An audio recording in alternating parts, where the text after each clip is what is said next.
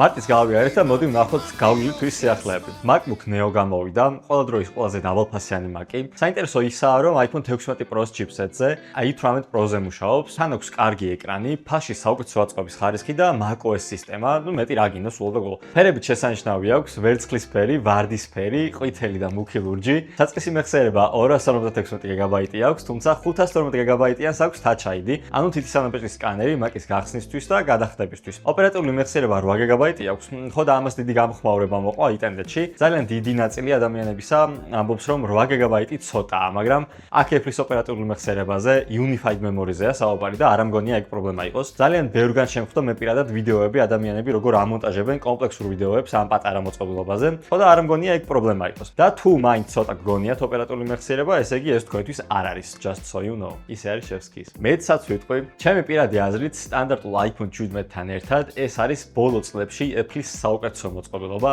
რაც კი გამოუშვეს. ძალიან შოკია და მაგით. AirPods Max 2 6 წლის შემდეგ Apple-მა გამოუშვა AirPods Max 2, რომელსაც ახალი ჩიპი აქვს უკეთესი ხმის დახშობით, თანაც დამატებული აქვს ის ფუნქციები, რაც არ ჰქონდა პირველ თაობას და აქვს მაგალითად AirPods Pro 3-ს. მაგალითად, ლაივში უცხოენის ტრანსლაცია, მაღალი ხმების შემცირება, ადაპტირებადი ხმა, კამერის კონტროლი, გეიმინგ რეჟიმი დილეის შემცირებისთვის და სხვა ბევრი პატარ-პატარა განახლებები. ისევ იგივე ფორმა, ზომა და წონა აქვს ამ ყურს ასმენს, ისევ და ისევ არ გვაქვს ჩართვა გამორთვის ღილაკი და ისევ case შევხვდებით AirPods Max 2-ში. ასეთი შოქ სიახლეა ეს. AirDrop-ი Android-ზე.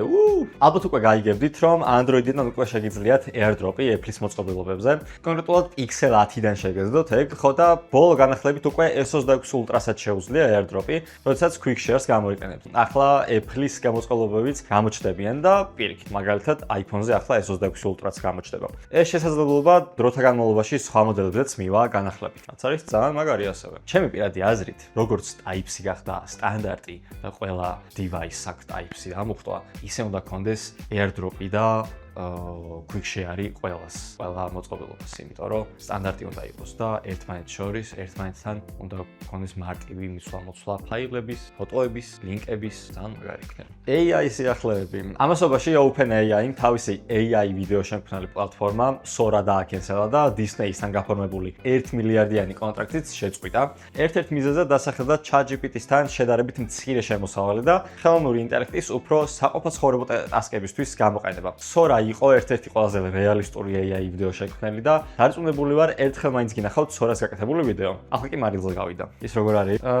Goodbye. Nvidia-მ თავის ტექ კონფერენციაზე წარადგინა ახალი AI კომპიუტერული არქიტექტურა, Vera Rubin, რომელიც ხარჯებს შეამცირებს კომპანიებისთვის და ციდან ორკებსაც მოწყვეტს თუ დაჭირდა. ასევე ალბათ გინახავთ ან ზოგადად იცით Disney-ის ანიმაციური ფილმი Frozen-ი, ანუ გაყინული ქართულად. ხო და ამავე კონფერენციაზე Disney-სთან თანამშრომლობით შექმნეს და გვანახეს Olaf-ი, ხელოვნური ინტელექტის მქონე რობოტი ამ ფილმიდან, ხელოვნური ინტელექტით დაიარება ამ ქვეყანაზე და ინტერაქციები, ხმა და მიმიკები ზუსტად ისეთი აქვს, როგორიც ფილმის Olaf-ს. თან საყვარელია ძალიან. Zoom-ის სიახლეები. თუ გამოგრჩათ, Zoom-ის საიტსა და ფილიალებში ახალ ტექნიკას შეხვდებით, Vivo X300 Pro-ს, Xiaomi-ის სკუტერების მე-6 თაობას და 6 Ultra-საც კი.